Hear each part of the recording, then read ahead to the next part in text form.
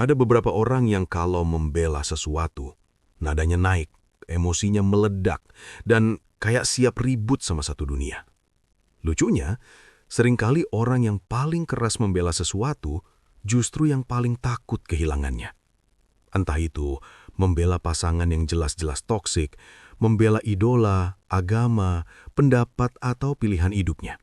Atau bahkan membela kebohongan yang dia sendiri tahu itu rapuh. Pertanyaannya sederhana, kenapa? Kenapa semakin seseorang takut kehilangan, justru semakin keras dia membela?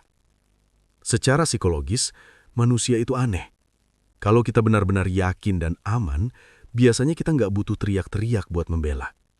Orang yang benar-benar percaya diri, santai, nggak gampang tersinggung, nggak panik kalau ada yang beda pendapat.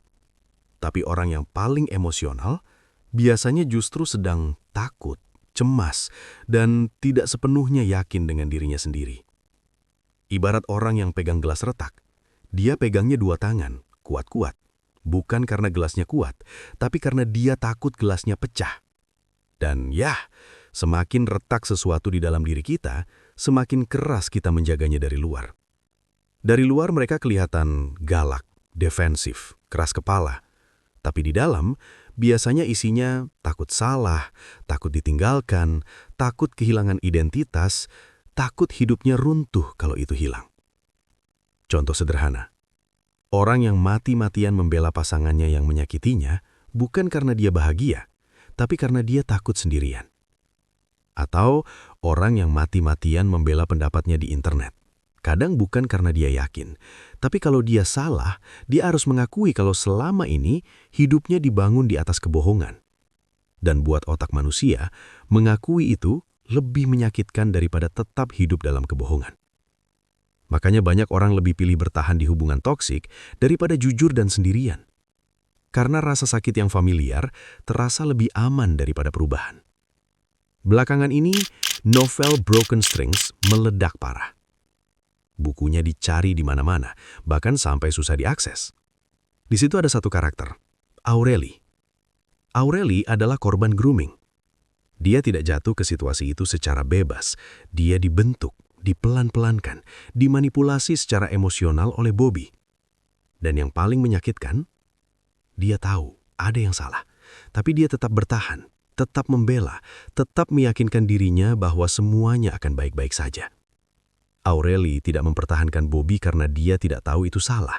Dia mempertahankan Bobby karena otaknya sudah dikondisikan untuk percaya bahwa tanpa dia bukan siapa-siapa. Yang dia takut kehilangan bukan Bobby.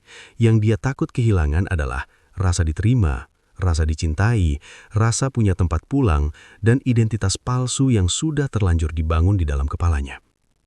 Secara psikologis, ini disebut trauma bonding, emotional dependency, dan efek dari grooming dan manipulasi emosional. Otak korban sudah mengaitkan pelaku sama dengan rasa aman, pelaku sama dengan validasi, pelaku sama dengan arti hidup. Walaupun ya, pelaku itu juga sumber luka. Ini seperti orang yang kecanduan racun. Racunnya menyakitkan, tapi berhenti terasa lebih menakutkan. Dan ini bagian yang paling gelap. Saat Aureli mulai sadar, mulai ragu, mulai ingin keluar, Bobby tidak tinggal diam.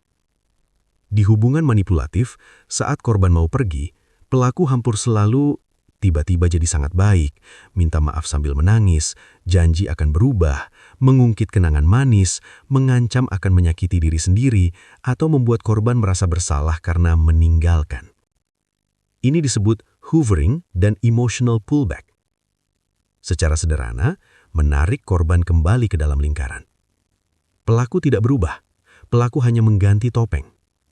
Hari ini manis, besok dingin, lusa menyakitkan, lalu manis lagi. Dan pola ini justru membuat ikatan traumanya semakin kuat. Karena otak korban belajar, kalau aku bertahan sedikit lagi, mungkin versi baiknya akan kembali. Di titik ini, Aureli bukan sedang memilih dengan bebas.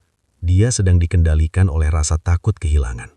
Takut kehilangan satu-satunya sumber validasi, satu-satunya tempat bergantung, dan identitas palsu yang sudah terlanjur dibangun di dalam kepalanya.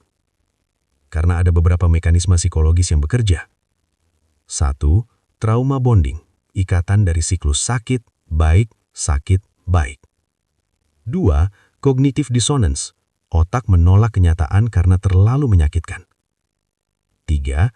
Loss aversion, kehilangan terasa jauh lebih menyakitkan daripada rasa bahagia. 4. Defense mechanism, menyangkal, membenarkan, merasionalisasi. Otak manusia lebih memilih mengubah hidup sama dengan sakit.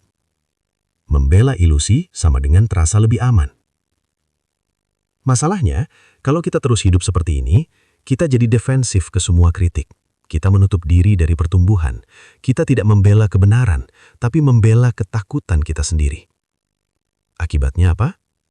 Susah berkembang, hubungan jadi toksik, pikiran jadi sempit.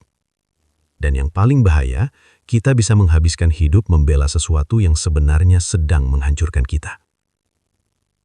Jadi, kalau kamu merasa sangat emosional saat membela sesuatu, sangat tersinggung saat itu dikritik, mungkin pertanyaannya bukan, apakah aku benar? Tapi pertanyaannya, apa yang sebenarnya aku takuti kalau ini hilang? Karena seringkali, yang kita bela mati-matian bukan karena itu benar, tapi karena kita belum siap hidup tanpa itu. Dan kedewasaan bermula saat kita berani jujur. Aku tidak sedang mempertahankan kebenaran. Aku sedang mempertahankan rasa amanku.